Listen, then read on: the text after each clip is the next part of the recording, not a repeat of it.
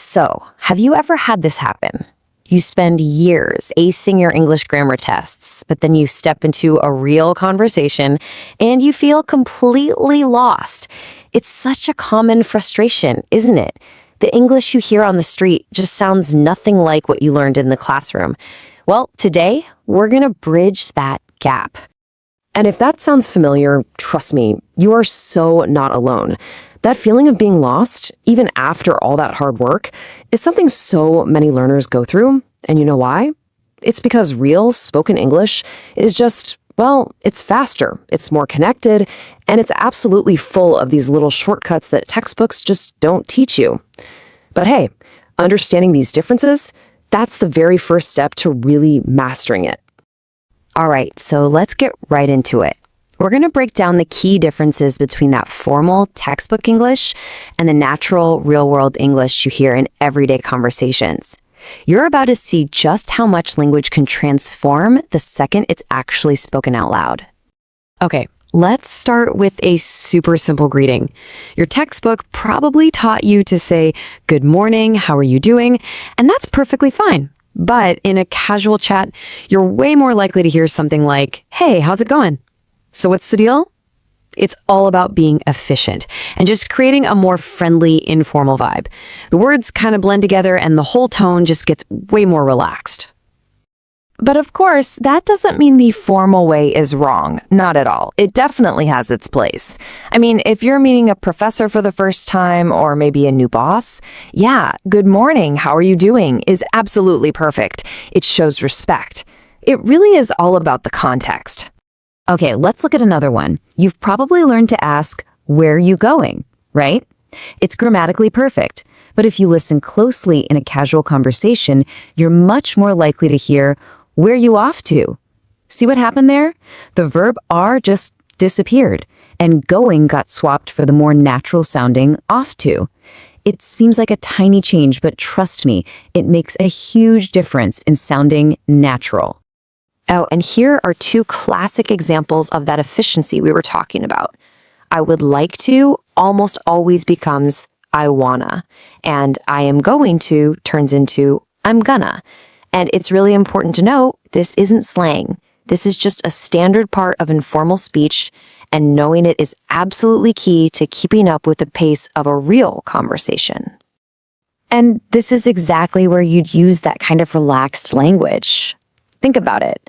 A party, a barbecue, or just, hanging out with friends. Using wanna and gonna is totally normal. It's really the language of connection. Okay, so what happens when you're in the middle of a fast conversation and you just miss something? It's so easy to panic and just nod along, right? We've all been there.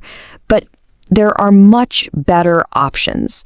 Let's go over some simple, really effective ways to ask for clarification. So this table kind of lays out a whole spectrum of options, from really formal all the way to slang. In a professional meeting, you might go with "pardon" or "excuse me," but with your friends, a simple "sorry, what?" is perfect. Now, you might hear slang like "come again" or "say what," but I'd be a little careful using those yourself until you get a really good feel for the right tone and situation.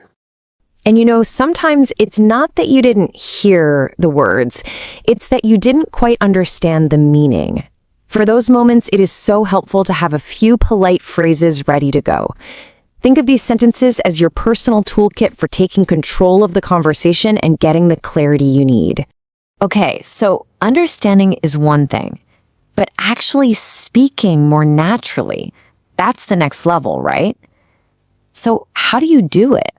How do you start to sound less like you're reading from a textbook? Well, it all starts with changing the way you think. So how can you practice this? I mean, that's the big question, isn't it? And the answer isn't about memorizing more vocabulary lists. It's about creating new habits. The real goal here is to stop translating from your native language in your head and start thinking directly in English. And believe it or not, there are some really simple, powerful ways to get started. And you can start this literally today, right now. Just look around you and start naming things in English. Chair, window, laptop. Super simple. Then you can move on to forming simple phrases that just narrate what you're doing, like I'm making coffee or this coffee is hot. And then the final step is to start saying these thoughts out loud, even if it's just a whisper.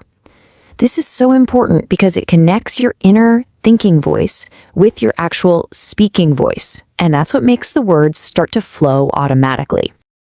Okay, so once you've gotten the hang of those little daily mental exercises, you might be ready for something a bit more structured. If you're serious about speeding up your progress, a dedicated practice routine is definitely the way to go. So here's a really powerful 4-step method you can try. First, find a short script or a passage and just read it out loud, maybe 3 to 5 times. Step 2, write down only the keywords, no full sentences. Then, step 3 is to try and speak the passage in front of a mirror using only your keywords to guide you. And the final step, which is maybe the most powerful, make a video recording of yourself. I know, it can feel weird, but watching it back is truly the best way to see where you're improving. All right, as we start to wrap things up here, I want to leave you with one final and I think really crucial thought. Learning to speak a new language, it's just not about being perfect. It's about communication, it's about connection, and it's about actually enjoying the journey. I love this quote. It's such a great reminder that you don't need to know every single word in the dictionary to have a really meaningful conversation. With just a limited vocabulary, what he calls finite means, you can still express an infinite number of ideas. The goal isn't perfection, right? It's expression. And this one, it's just a beautiful reminder to slow down and really savor the experience. Try not to get frustrated. Instead, enjoy the sounds, the rhythms, the simple pleasure of forming new words.